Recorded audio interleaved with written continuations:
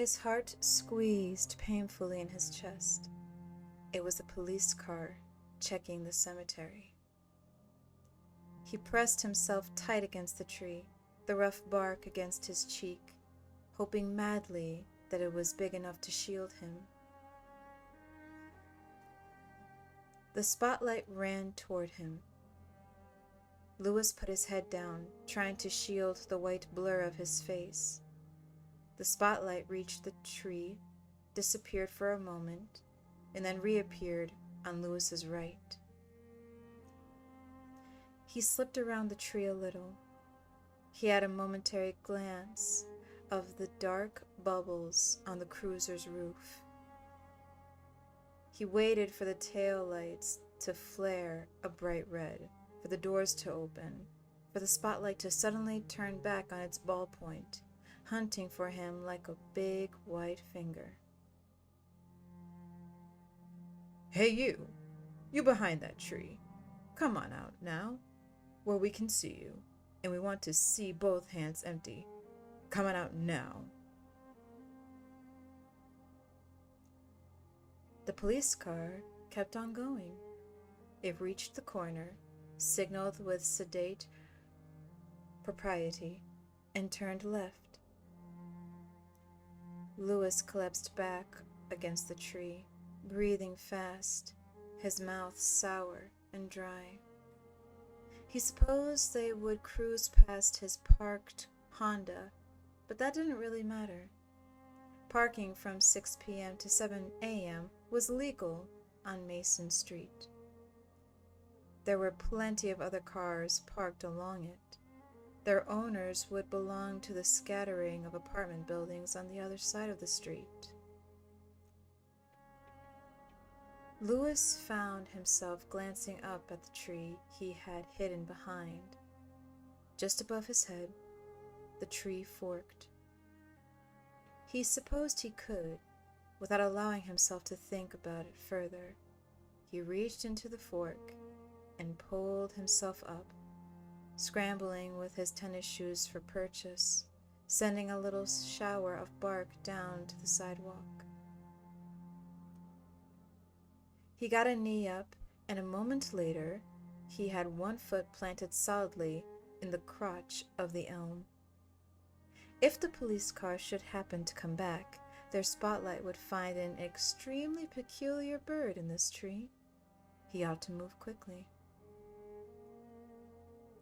He pulled himself up onto a higher branch, one which overhung the very top of the fence. He felt absurdly like the 12-year-old he supposedly had been once. The tree was not still. It rocked easily, almost soothingly, in the steady wind. Its leaves rustled and murmured. Louis assessed the situation, and then, before he could get cold feet, he dropped off into space, holding on the branch with his hands laced together over it. The branch was perhaps a little thicker than a brawny man's forearm. With his sneakers dangling about 8 feet over the sidewalk, he pulled himself, hand for hand, toward the fence. The branch dipped, but showed no sign of breaking. He was faintly aware of his shadow following along on the cement sidewalk below him, an amorphous black ape shape.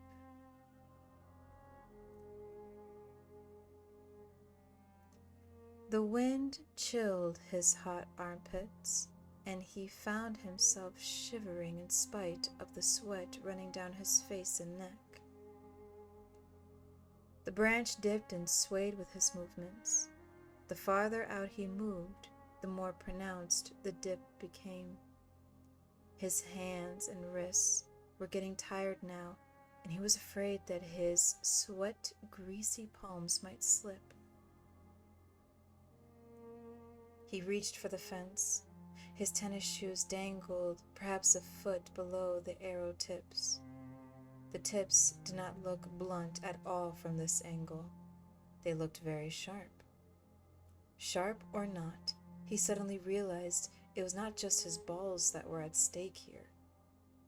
If he fell and hit one of those things dead on, his weight would be enough to drive it all the way up into his lungs.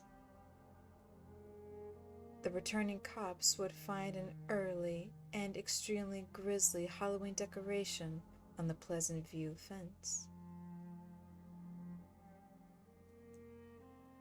Breathing fast, not quite gasping, he groped for the fence points with his feet, needing a moment's rest. For a moment he hung there, his feet moving in an air dance, searching but not finding. Light touched him and grew. Oh Christ, there's a car coming. There's a car coming. He tried to shuffle, his hands forward, but his palms slipped. His interlaced fingers were coming apart. Still groping for purchase, he turned his head to the left, looking under his straining arm. It was a car, but it shot through the intersection up the street without slowing. Lucky, if it had. His hands slipped again. He felt bark sift down onto his hair. One foot found purchase, but now his other pants leg had caught on one of the arrow points. And Christ, he wasn't going to be able to hang on much longer. Desperately, Lewis jerked his leg. The branch dipped. His hands slipped again. There was a mutter of tearing cloth, and then he was standing on two of the arrow points. They dug into the soles of his tennis shoes, and the pressure quickly became painful, but Lewis stood on them anyway. The relief in his hands and arms was greater than the pain in his feet. What a figure I must cut, Lewis thought with dim and dismal amusement. Holding the branch with his left hand, he wiped his right hand across his jacket. Then he wiped off the left while he held with the right. He stood on the points for a moment longer, and then slipped his hands forward along the branch. It was slim enough for him to be able to lace his fingers together comfortably now. He swung forward like Tarzan, feet leaving the arrow points. The branch dipped alarmingly, and he heard an ominous crackling sound. He let go, dropping on Faith. He landed badly. One knee thudded against a gravestone, sending a lance of pain up his thigh. He rolled over on the grass, holding the knee, lips skinned back in something like a grin, hoping that he hadn't shattered his kneecap. At last, the pain began to fade a little, and he found that he could flex the joint. It would be all right if he kept moving and didn't allow it to stiffen up on him. Maybe. He got to his feet and started to walk along the fence back toward Mason Street and his equipment. His knee was bad at first, and he limped, but the pain smoothed out to a dull ache as he went. There was aspirin in the Honda's first aid kit. He should have remembered to bring that with him. Too late now. He kept an eye out for cars and faded back deeper into the cemetery when one came. On the Mason Street side, which was amped to be better traveled, he kept well back from the fence until he was opposite the Civic. He was about to trot down to the fence and pull his bundle out of the bushes when he heard footfalls on the sidewalk and a woman's low laughter. He sat down behind a large grave marker. It hurt his knee too much to squat, and watched a couple walk up the fair side of Mason Street. They were walking with their arms about each other's waists, and something about their movement from one white pool of light to the next made Louis think of some old TV show. In a moment, he had it. The 𝘠𝘕𝘠𝘕𝘠𝘕 hour. What would they do if he rose up now, a wavering shadow in this silent city of the dead, and cried howlingly across to them, "Good night, Mrs. Calabash, wherever you are." They stopped in the pool of light just beyond his car and embraced. Watching them, Louis felt a kind of sick wonder and self-loathing. Here he was, crouching behind a tombstone like a subhuman creature in some cheap comic book story, watching lovers. Is the line so thin, then? He wondered, and that thought also had a ring of familiarity. So thin you can simply step over it with this little fuss, muss, and bother. Climb a tree, shiny, along a branch, drop into a graveyard, watch lovers, dig holes. That simple? Is it lunacy? I spent 8 years becoming a doctor, but I've become a grave robber in one simple step. What I suppose.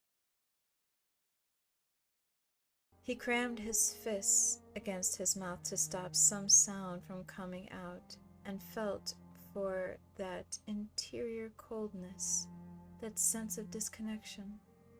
It was there, and Louis drew it in gratefully around him.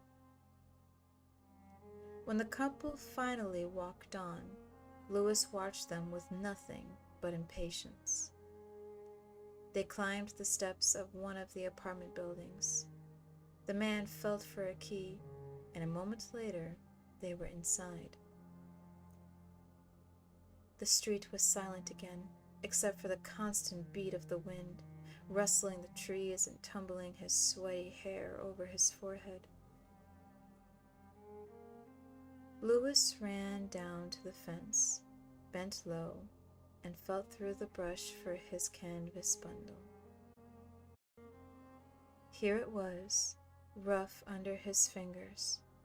He picked it up, listening to the muffled crane from inside. He carried it over to the broad gravel drive that led in through the gates and paused to orient himself. Straight up here, go left at the fork. No problem.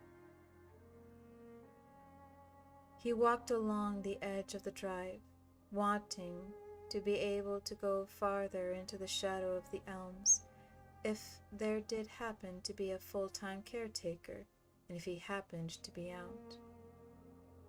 He bore left at the fork, approaching Gage's grave now, and suddenly, appallingly, realized he could not remember what his son had looked like. He paused, staring off into the rows of graves, the frowning facades of the monuments, and tried to summon him up. Individual features came to him, his blonde hair, still so fine and light, his slanting eyes, his small white teeth, the little twist of scar on his chin from the time he had fallen down the back steps of their place in Chicago. He could see these things, but could not integrate them into a concrete whole. He saw Gage running toward the road, running toward his apartment, and running toward the Oracle truck, but Gage's face was turned away. He tried to summon up Gage as he had been in his crib on the night of the kite-flying day, and could see only darkness in his mind's eye. "Gage, where are you? Have you thought, Louis, that you may not be doing your son any good service? Perhaps he's happy where he is. Maybe all of this isn't the bullshit you always thought it was. Maybe he's with the angels, or maybe he's just sleeping. And if he's sleeping, do you really know what it is you might wake up?" "Oh, Gage, where are you? I want you home with us."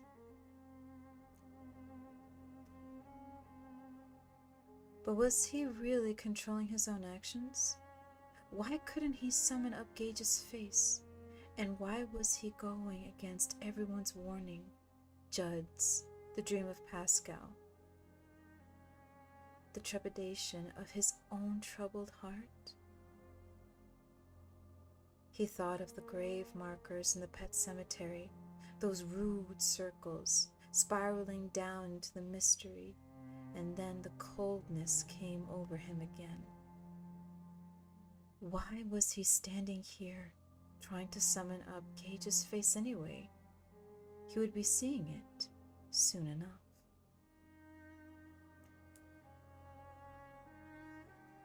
The headstone was here now. It simply read, Gage William Creed, followed by the 2 dates. Someone had been here today to pay his or her respects, he saw. There were fresh flowers. Who would have done that? Miss Dandridge? His heart beat heavily but slowly in his chest. This was it then. If he was going to do it, he had better start. There was only so much night ahead, and then the day would come. Louis glanced into his heart one final time and saw that yes, he did intend to go ahead with this. He nodded his head almost imperceptibly and fished for his pocket knife. He had clinched his bundle with Scotch strapping tape, and now he cut it. He unrolled the tarp at the foot of Gage's grave like a bedroll, and then arranged items in exactly the same way he would have arranged instruments to suture a cut or to perform a small in-office operation. Here was the flashlight with its lens felted, as the hard wire store clerk had suggested. The felt was also secured with strapping tape. He had made a small circle in the middle by placing a penny on the felt and cutting around it with a scalpel. Here was the short-handled pick, which he should not have used. He had bought it. He would have no sealed cap to deal with, and he shouldn't run into any rocks in a newly filled grave. Here was the shovel, the spade, the length of rope, the work gloves. He put on the work gloves, grabbed the spade, and started. The ground was soft, the digging easy. The grave's shape was well defined, the dirt he was throwing out softer than the earth at the verge. His mind made a kind of automatic comparison between the ease of this dig and the rocky, unforgiving ground of the place where, if all went well, he would be reburying his son later on this night. Up there, he would need the pick. Then, he tried to stop thinking altogether. It only got in the way.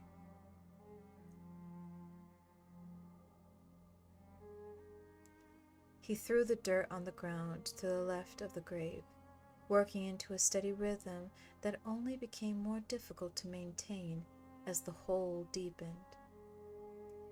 He stepped into the grave, smelling that dank aroma of fresh dirt, a smell he remembered from his summers with Uncle Carl. Digger, he thought, and stopped to wipe sweat from his brow. Uncle Carl had told him that was the nickname for every graveyard sexton in America. Their friends called them Digger. He started in again. He stopped only once more, and that was to check his watch. It was 20 minutes past 12. He felt time slipping through his fist like something that had been greased. 40 minutes later, the spade gritted across something, and Louis's teeth came down on his upper lip hard to bring blood. He got the flashlight and shone it down. Here was more than dirt, and scrawled across it in a diagonal slash, a grayish silver line. It was the top of the grave liner. Louis got most of the dirt off, but he was weary of making too much noise, and nothing was much louder than a shovel scraping across concrete in the middle of the night. He climbed out of the grave and got the rope. This he threaded through the iron rings on one half of the segmented grave liner top. He got out of the grave again, spread out the tarpaulin, lay down on it, and grasped the ends of the rope. Louis, I think this is it. Your last chance. You're right. It's my last chance, and I'm damned well taking it. He wound at the ends of the rope again, and his hands, they pulled. The square of concrete came up easily, gritting on the pivot end. It stood neatly upright over a square of blackness, now a vertical tombstone instead of a horizontal grave cover. Louis pulled the rope out of the rings and tossed it aside. He wouldn't need it for the other half. He could stand on the sides of the grave liner and pull it up. He got down into the grave again, moving carefully, not wanting to overturn the cement slab he had already pulled up and mashed his toes or break the damned thing, which was quite thin. Pebbles rattled down into the hole, and he heard several of them chip hollowly off Gage's coffin. Bending, he grasped the other half of the grave liner top and pulled upward. As he did so, he felt something squelch coldly under his fingers. When he had this second half of the top standing on end, he looked down at his hand and saw a fat earthworm wriggling feebly there. With a choked cry of disgust, Louis wiped it off on the earthen sidewall of his son's grave. Then he shone his flashlight downward. Here was the coffin he had last seen resting on chrome runners over the grave at the funeral service, surrounded by the ghastly green astroturf. This was the safety deposit box in which he was supposed to bury all his hopes for his son. Fury, clean and white-hot. The antithesis of his former coldness rose up on him. Idiotic. The answer was no. Louis groped for the spade and found it. He raised it over his shoulder and brought it down on the coffin's latch, once, twice, a third time, a fourth. His lips were drawn back in a furious grimace. Going to break you out, Gage. See if I don't. The latch had splintered on the first stroke, and probably no more were necessary, but he went on, not wanting just to open the coffin, but to hurt it. Some kind of sanity finally returned, and he stopped with the spade, raised for another blow. The blade was bent and scratched. He tossed it aside and scrambled out of the grave on legs that felt weak and rubbery. He felt sick to his stomach, and the anger had gone as quickly as it come. In its place, the coldness flooded back in, and never in his life had his mind felt so alone and disconnected. He felt like an astronaut who has floated away from his ship during an EVA, and now only drifts in a great blackness, breathing on borrowed time. Did Bill Bertman feel like this? He wondered. He lay on the ground, on his back this time, waiting to see if he was under control and ready to proceed. When the rubbery feeling had left his legs, he sat up and slipped back into the grave. He shone the flashlight on the latch and saw it was not just broken, but demolished. He had swung the spade in a blind fury, but every blow he had struck had gone directly there, bullseye, as if guided. The wood around it had splintered. Louis slipped the flashlight into his armpit. He squatted down slightly. His hands groped, like the hands of a catcher in a trope of circus flyers, waiting to perform his part in a mortal ducking.